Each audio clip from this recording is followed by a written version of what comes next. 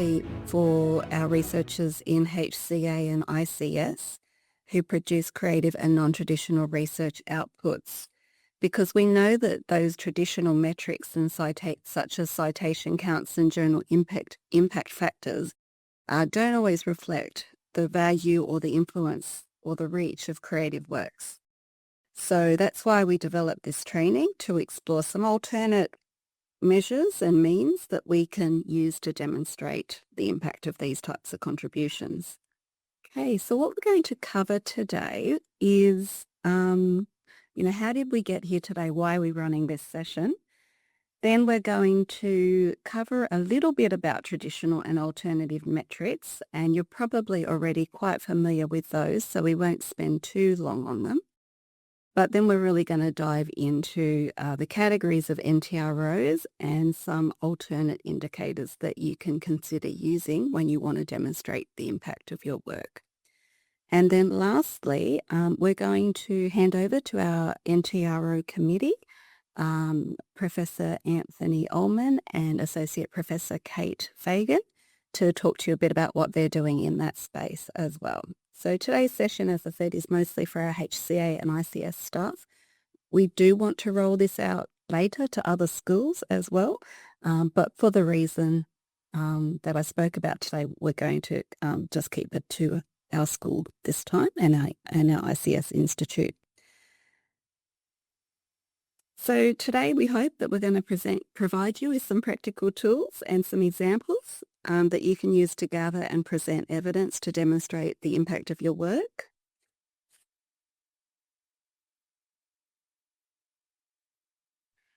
So basically this session really has come out of the many inquiries that I've been receiving since I've been here at Western. Many of our researchers have approached me about finding relevant data to demonstrate the importance of their work outside of those traditional metrics, because the traditional metrics often don't tell the full story. And we had a chat with, we also collaborated with Associate Professor Kate and Professor Anthony, and they also felt that it was quite important that our researchers sort of looked outside those traditional metrics to understand what else they could use. So we are piloting the session today, so it's our first session, so we will appreciate any feedback that you give us afterwards, so that when we open it up we can add anything else to and shape how we deliver the training in the future. And when we're talking about today the definitions of research as well as the categories of NTROs, we're following the lines of the ARC definition and the ERA guidelines for the categories of NTROs, even though they are, the ERA is currently sort of bit on hold at the moment. But for now, I'm just going to hand you over to Lucy, who's going to talk a bit about our traditional metrics. Great. Thanks, Lucy. Oh, thanks for that, Sandy. Also wanted to introduce Ping as well. I think, Sandy, you've been working very closely with Ping as well in the library. We have, and I think many of our researchers have as well. So Ping is also here, as well as Christine from the library. So thank you and welcome. Thanks. Okay. Thanks very much for that, Sandy. Okay, so we've got the ARC defines research as the creation of new knowledge and or the use of existing knowledge in a new and creative way so as to generate new concepts, methodologies, inventions and understandings. And this could include synthesis and analysis of previous research to the extent that it's new and creative. So the definition acknowledges how creativity can feed into the generation of new knowledge. And this is the space in which many creative researchers are working. And there are two broad groups of research output types, as mentioned by Sandy. There's traditional, but there's also the non-traditional research outputs, which we'll be talking about in this session. And these the traditional research outputs are in the form of published research books, book chapters, journal articles, or conference papers, generally used for finding quality publishing outlets or publishing, also for grants and academic promotions. So in this table, you'll find examples of traditional metrics used at the article level, at the author level, journal level, and alternative metrics, or also known as alt metrics, for tracking reach and engagement, and also collaboration metrics by geolocation and entity type. So let's begin by unpacking what we mean by non-traditional research outputs, or NTROs. NTROs are research outputs that fall outside the scope of traditional scholarly formats. So not books, book chapters, journal articles, or conference papers. Instead, they cover a broad spectrum of creative and applied work. The Australian Research Council, or ARC, formally categorises NTROs as original creative works, public exhibitions and events, live performances of creative works, research reports prepared for external bodies, and recorded or rendered creative works. And if you're looking for more detail of these categories, the ERA 2023 submission guidelines, they provide clear definitions and examples of what can be submitted as a reportable NTRO. Now, to make indicators measurable, include a quantitative element, and something that's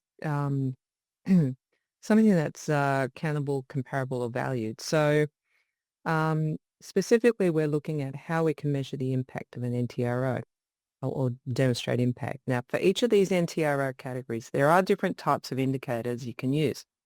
And to make these indicators measurable, you want to include a quantitative element, and that is something that's countable, countable, comparable, or valued. So, for example, some of these are listed on the screen here. You might report that 200 tickets were sold to your exhibition or performance, or that your work received 15 mentions across social media, for example, X or LinkedIn, that sort of thing.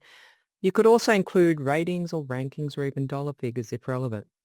And this kind of detail helps make the reach and influence of your work more tangible, especially when you're preparing grant applications or promotion cases. You might also, and I think Kate and Anthony may be talking about this later, looking at your work plan policy for research and intellectual contribution outputs and impacts. Sandy, if you'd like to take us through the first category, our original creative works. Thanks, Lucy.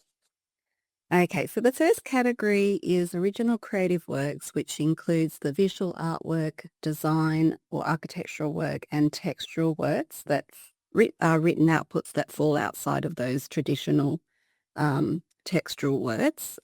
So we're looking at their novels, art critiques, exhibition catalogues, and translations as examples. So in the third column, we can see some types of alternative indicators of impact that we can use to demonstrate such things as reach and impact, significance to a discipline, contributions to scholarship, the influence within your field, innovation and originality. So these are the types of things that you want to start thinking about when you collect indicators or data to demonstrate your work. So for example, with visual artworks or design works, you can look at the prestige of the gallery that you're being exhibited in, the number, as Lucy said, of ticket sales to an event, whether your work has been nominated or has received awards or prizes. Also how your work has been critically reviewed within the literature. So you can do that by, finding news articles. You can search the library. You can search Trove or WorldCat as well. I'll talk about those in a minute. Or even a Google search to find out those types of reviews on your work to demonstrate the significance of your work and the impact of it within your discipline. And of course, social media mentions and news mentions. Now, in terms of textual works, the types of things that you can look for, you might be able to get some information from your publisher. So you might be able to find sales numbers, downloads, particularly if it's on an ebook platform. I know Springer show the downloads and views on their website or platform. So those things can also tell the story of how many people are engaging with your work. Also, whether your work is being used in curriculum or on subject reading lists, showing, the scholarly contribution of your work to the discipline as well. Again, literary prizes and awards. A great database that we've got in the library is called AusLit, where we've got many of our Australian authors recorded within the database. And you can see in the middle column here, I've pulled up Tim Winton's profile in AusLit, one of my favourite authors. And you can see the different sections that are available on the author's profile. So you can see here, there'll be a bit about the author. There'll be works by that author listed. Works about the author. So anything that's been written on that author as well is there. So that might include some articles, news articles or reviews. And then words about that author's works. So this could be reviews of their work, newspaper articles where they're mentioned, things like that, as well as lastly also awards. So if you haven't looked in our AusLit database and you do publish textual works or creative writing, I would recommend having a look in there to see what has been written about your work and about you as an author as well. So you'll find that through our A to Z database list. And what I might do is, that is actually a hyperlink. So when we share it, you'll be able to access it. Also readership statistics, also whether your work has been translated into other language. This could show the global reach of your work as well.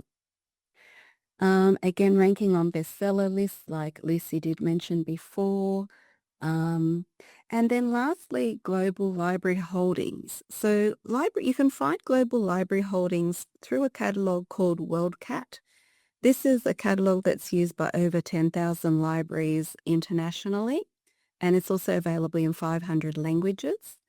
So if you haven't used that before to search for your work, it's definitely worth having a look there. Within WorldCat, you can see where your textual works are being held, in which libraries, whether that's in Australia or in overseas, as well as whether there are any reviews on your work that may have been written in journals, newspapers, magazines, etc. So let's take a little, I'll show you a couple of examples for that.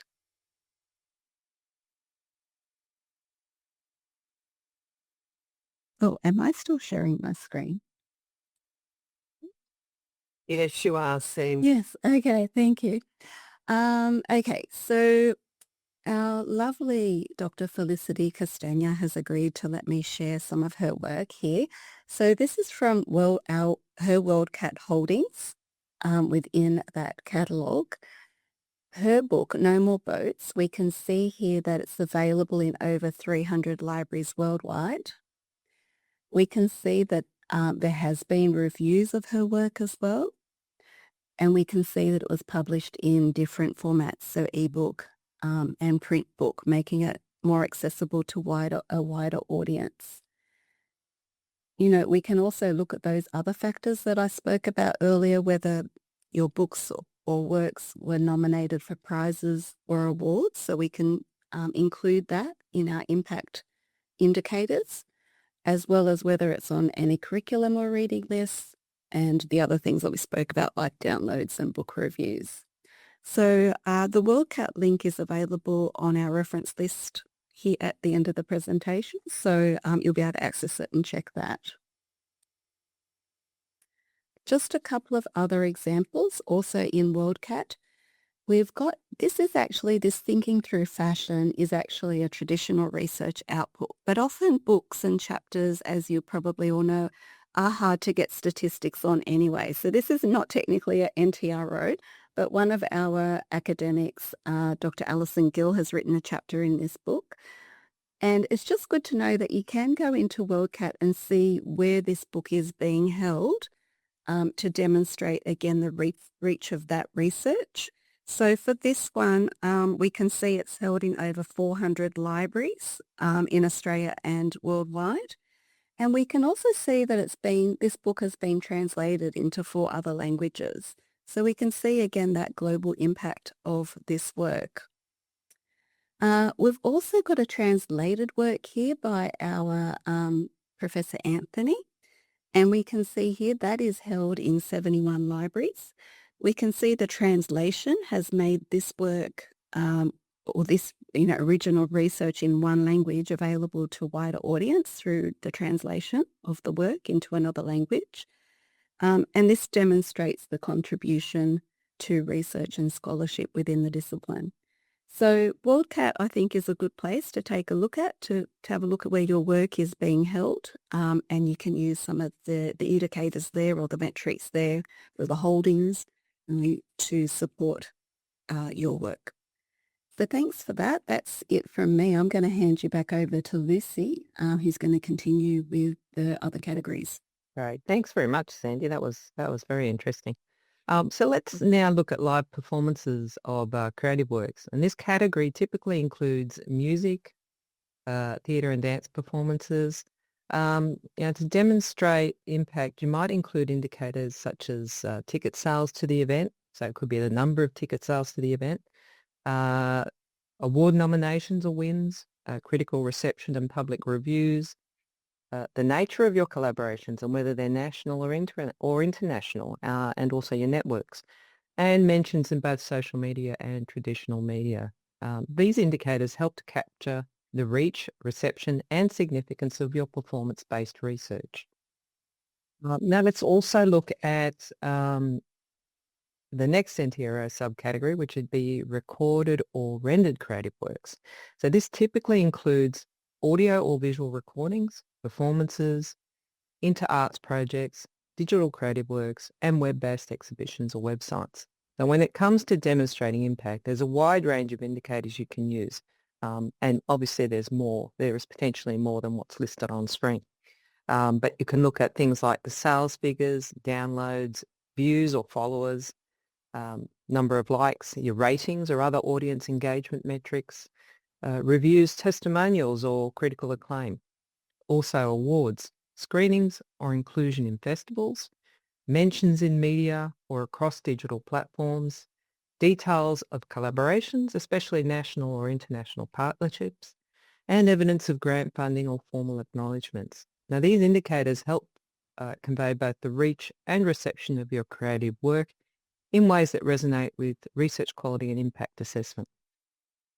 Excuse me, Lucy, before you go on, we've got a question from Alison Gill.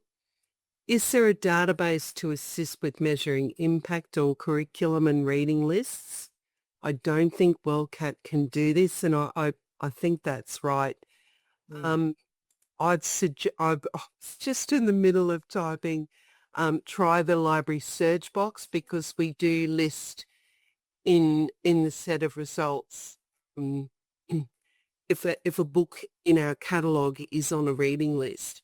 But is there any other database that either of us know of to answer? I'm not sure. I'm just trying to think.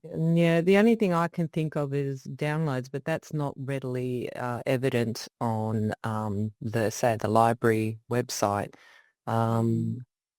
Yeah, you can see in our own reading lists, I think that if you search for a book, whether it's on one of the WSU reading lists, but not in other universities or other institutions. But Bouncy, it would be good that our database is actually available worldwide, not worldwide, the actual program. So a lot of the universities have the same software that we use. So it may be, if you know of major universities, you may find that you can just do a very similar search that we do on our library catalogue on theirs, even if it's just some key universities where you believe that your work may be used in a subject that you find would be quite prestigious for you to note. So, for example, if you have a colleague, they might be able to let you know as well. So there's probably it's a very roundabout way, though, if I made any sense to you, but that's what I would suggest too. Yeah, that's a great idea, Krista. You can openly search, yeah. Yeah, or maybe there might be a way of finding out, but it'd be a roundabout way to check to see where it might be included in reading lists. I'm not sure. That's something that we could take offline and have a chat to our library to see if there's any way to do that. But it's not like a database that just lists the number of. It'd be a very manual process if it was. But yeah, certainly it's possible, but not that easy to do. We'll have to think about that one and see if there is a way of doing it, Alison. So we'll get back to you. Okay, so next we have the category of public exhibitions and events. This typically includes outputs such as exhibitions, both physical and web-based, public events and festivals. To demonstrate impact, you might consider reporting on indicators such as number of views or attendees, ticket sales or royalties, reviews or critical responses, the geographical reach of the exhibition or event, and the scope of diversity of your audience. Now, these indicators help showcase how your work engaged the public and contributed to broader cultural or disciplinary conversations. And then finally, we come to the last category we have on presentation of research reports for an external body. So these reports are typically commissioned by organisations across the public sector, industry, or not-for-profit space. Impact indicators for this category can include scholarly citations, views and downloads, especially through platforms like analysis and policy observation, geographical reach of the report, mentions in government policy documents or discussion papers, online and social media engagement, media coverage or interviews, as well as research collaborations, partnerships, or consultancies arising from the work. So these kind of indicators help demonstrate how the reach has informed policy, practice, or public understanding. And I think the APO, I'm not sure if that's still around. Might be something we'll have to follow up on, but anyway. It is, yeah. It's still around? Great. Yeah. Okay. All right, so with that... Changed to ownership with who owns it. Oh, that's what it was. Yeah. No, there was some discussion around whether it was still available, whether that had changed. But anyway, yeah. Okay, so with that, I'd love to hand over to my wonderful colleague Maureen to talk about the research profiles and repository, or Pure. I'm going to just give a quick overview of the PLUMX metrics. As well, I'll just demonstrate how to do a search in WorldCat to find that information that Sandy had on her screenshots before.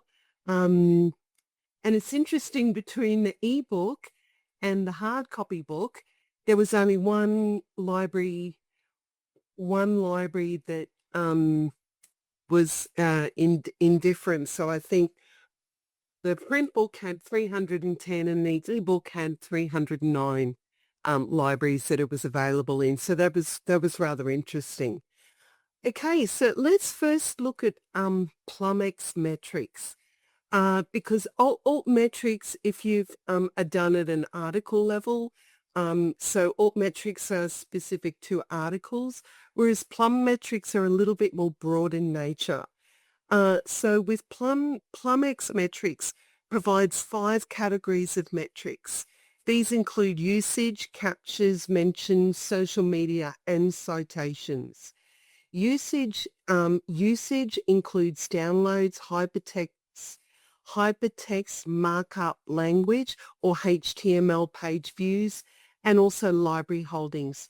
Captures refers to bookmarks, readers, and code forks. I'll just explain code forks shortly, amongst other measures. Blog posts, comments, Wikipedia links are classified as mentions. Social media includes likes and tweets, and citations include citation counts from Web of Science and Scopus. Now, I mentioned just a few moments ago about code forks. A code fork refers to someone copying or branching a piece of code, usually from a repository like GitHub, to modify or build upon it. In PLUMX, this is considered a capture because it shows the interest in reusing or adapting the research, potential for future citations or development, and engagement from technical or developer communities. So if a research output includes code, and that code is forked by others, Plumex tracks this as a sign of scholarly engagement and potential future citations. Now, what I'm going to do here is I'm going to now jump into Pure, and Simon Burrows has kindly allowed me to use his profile as a in my demonstration, and then I'll jump into WorldCat, and I'm just going to show you how to access a book title and find out how many libraries it's in. So let me just jump out of this. Okay, I'm going to look up Simon Burrows.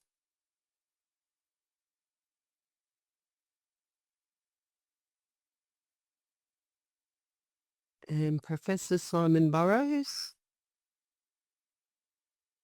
Now I'm just going to jump into research output.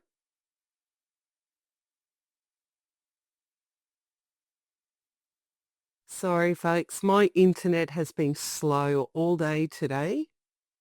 It's probably because it's Friday. Okay, let's have a look. I specifically want to look at the chapters that Simon's got because he's got some really lovely metrics. And his profile, as you can see here, it's also got listed, he's got 7 downloads of his article, and that's actually 7 downloads that have come through from Pure. So they've actually downloaded this particular publication. There have been 7 people download this publication via Pure, and it's recorded in Pure. And here's then it's also got the Plumex metric there. Yeah, he's got, this actually shows up here with his Plumex. He's got, well, like 1 citation, but also it also captures the amount of captures that he's had as well here. And these are just, this will give you the breakdown of the different Plumex metric breakdowns. We go down the it'll also mention in here about citations in Scopus. However, with at the moment they're still trying to resolve the issue between citations in Scopus and the citations in Pure. So what I would do is if you wanted to double check to make sure that you've got the right citation count, go back to the source. I'd actually check in Scopus itself just to make sure that that you've got the correct figure. Yeah, just going down through here. I think that's all. Yeah, that's all that we've got there. So that just gives you an example of how to find your Plumex metrics. Yeah, I think the best was with the chapters. Let's just have a quick look at the articles, because this will bring out Plum metrics. As you can see here, okay, so with his articles, with Professor Burrows' articles, you can see here it shows the metrics, sorry, the Plumex metrics, but also the altmetric score. So it'll give you a breakdown here, how many people have tweeted about Professor Burrows' work, and also readers on Mendeley. Now, in terms of that, you can talk about it with the social media mentions. You can talk about it in terms of engagement and also reach, depending on who's tweeting about your work as well. So you could I would analyze the metrics that way. It also gives you citation counts as well. Citation, he's got 11 citations, but 29 captures here with the Plumex metrics. Now, before I go on, does anyone have any questions about that before I jump into WorldCat?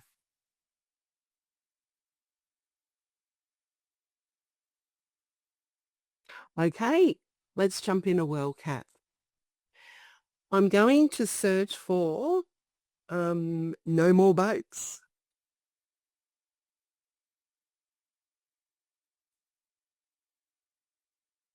Oh, and if you want full functionality in here in WorldCat, you'll need to create a free account because I found that when I wasn't signed in, I had limited access to information. So it's free to join. You just sign up, and then you'll have greater access. So I've done a search, and here we've got Felicity's book. So I'm just going to click. I'm going to click on Format and Editions. Okay, so these here are all the editions that Felicity's published with the same title. So the different editions that she's published. So let's look at the most recent one for the print book. So I just want to go to the 2019 version. So I'll click on No More Boats. Oh, this told me this today. As you can see here, you can find with WorldCat, you can actually read people that have read the book and provided feedback or reviews on the book through Goodreads. So that's a really cool little feature that I thought was really good in this particular database. Now let me just find.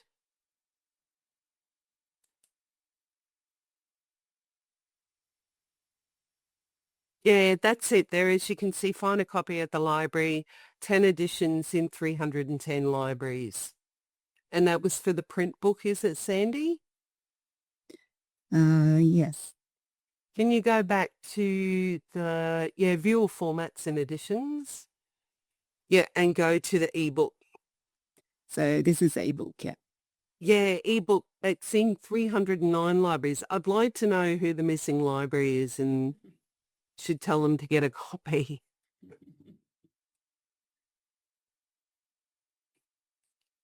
Now, that's pretty much the end of the demonstration for Pure and WorldCat.